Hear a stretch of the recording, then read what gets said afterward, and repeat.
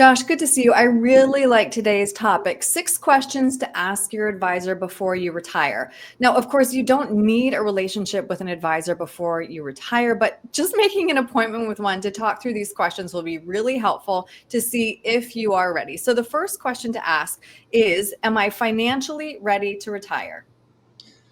Yeah, this is obviously a big question. Is retirement is so much more than just how much is in your 401k or in your retirement account. Right. It's really a balance is to how much you have saved, how much you actually spend per month, and how you're going to create that income. Whether you have Social Security, a pension, how much income do you need to create per month, because you still got to figure out how to live your life on a monthly basis. Yeah, make that income with your nest egg versus a paycheck. Really good point. And that brings us to the next question, which is, what income sources will I rely on in retirement and how sustainable are they?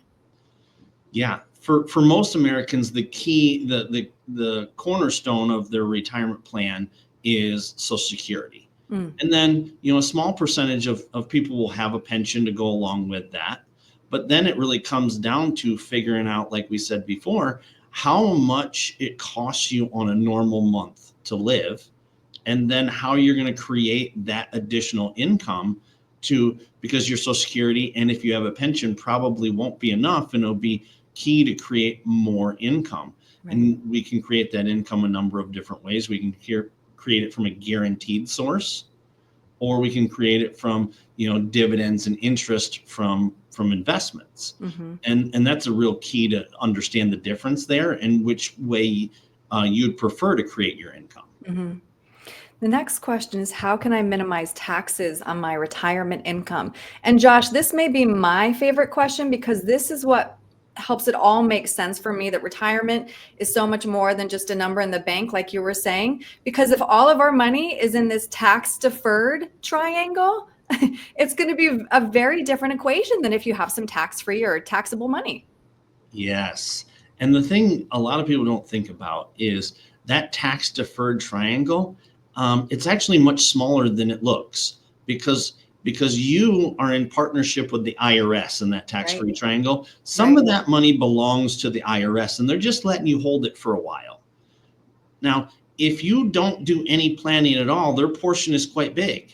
If you do planning, you can minimize their portion and get their portion down as small as possible, right? And obviously, tax-free is a huge advantage, because the tax-free, all of that money is your money. You don't have to share it with anybody. Mm-hmm. And what we really want to do is get as many hands out of your pocket as humanly possible. Mm-hmm. And the biggest hand in your pocket, unfortunately, is the IRS. Yeah.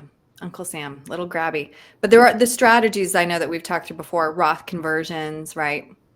Yeah, Roth conversions, and really thinking about the order in which you spend, where you take your money from makes a big difference. That order of withdrawal is something a lot of people overlook.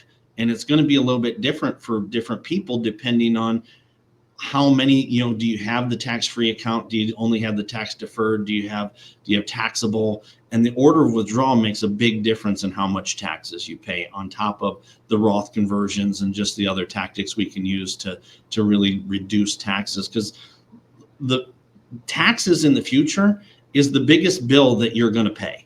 Mm-hmm. And there's no IRS is going to get their portion. It's just a matter of, can we make their portion smaller? Right, right. Next question. What, if any, adjustments should I make to my investment portfolio? Yeah, there's some key differences from working to retirement. In working, you're depositing, right? In retirement, you're withdrawing. And what we call that is dollar cost averaging. And dollar cost averaging is your best friend when you're depositing, but it can be your worst enemy when you're withdrawing.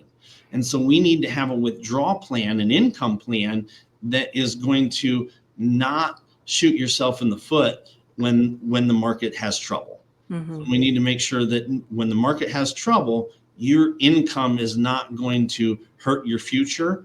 And you're not going to have to stop drawing income just because the market had trouble, because you still want to live your life. Right. It's a delicate balancing act. The next question is, do I have enough savings to account for inflation and unexpected expenses? Those do always seem to crop up.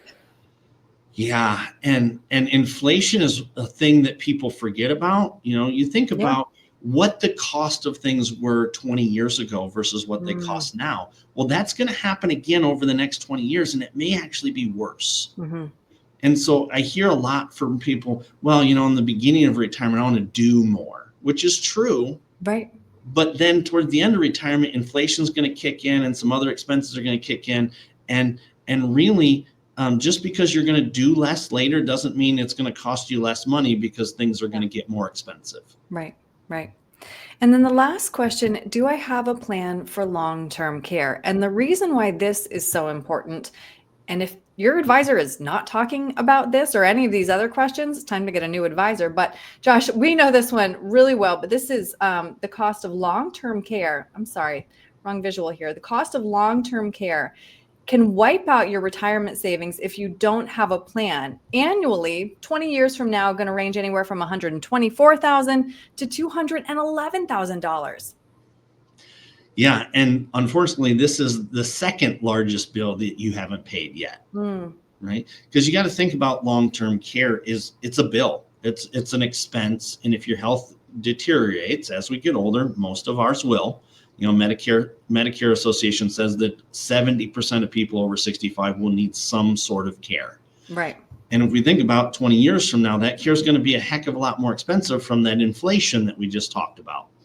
And so you need to have a plan for that. Otherwise, it'll wipe out your investments.